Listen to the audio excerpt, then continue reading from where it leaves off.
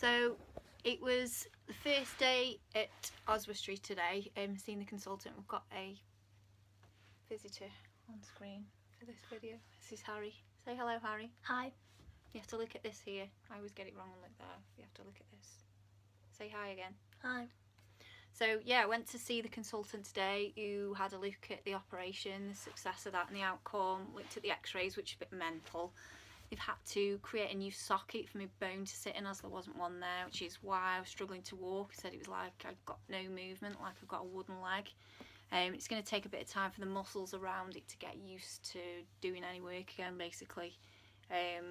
But yeah, all good outcome. The hip looks good, scar looks good. I'm exactly where I should be with walking right now, so really pleased. It'll be a year before I have to go back. So yeah, I haven't got to worry about that for quite some time. Just got to take it slowly, like they said, and I'll know if I hurt myself.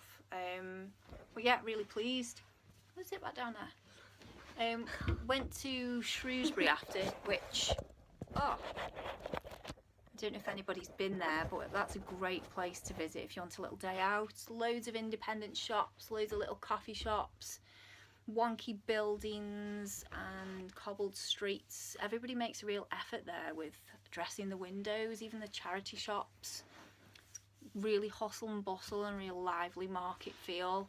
And yeah, so definitely recommend going to Shrewsbury if you haven't been already. It's only about an hour away from Stoke, so nice little trip out. Yeah, it's just round the corner. From Oswestry? From Oswestry, yeah. So we thought it'd be nice to stop off. Right. What's Shrewsbury? You're gonna have to say try now. Okay. Say bye. Bye. So, yeah, here's a bit of Shrewsbury.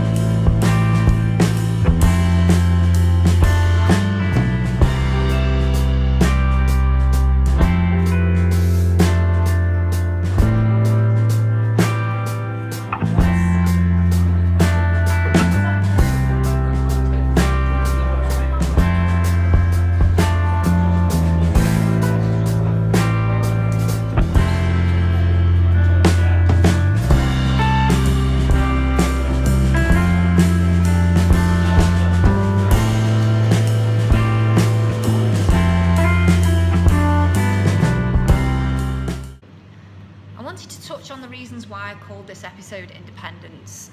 It's dual-barreled really. First and foremost, it's to discuss the importance of independence.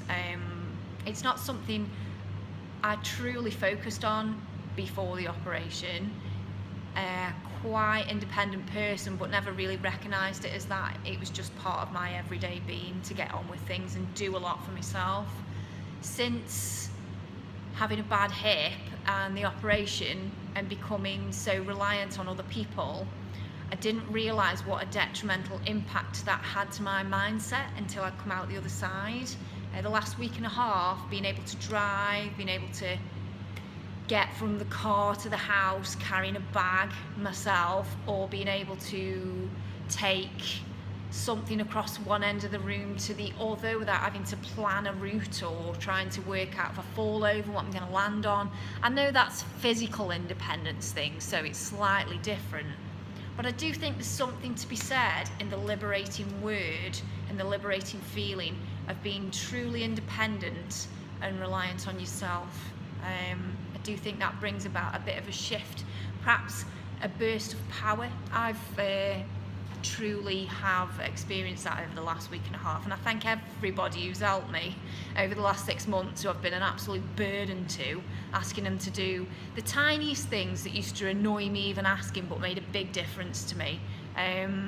So yeah, so that's the first and foremost. And then secondly, talking about independence, for the word independent or indie, whichever word you want to use, from a business perspective, I think in our town it's always baffled me, and it may happen in other towns, how easy it is for customers to buy into a major brand more than an independent.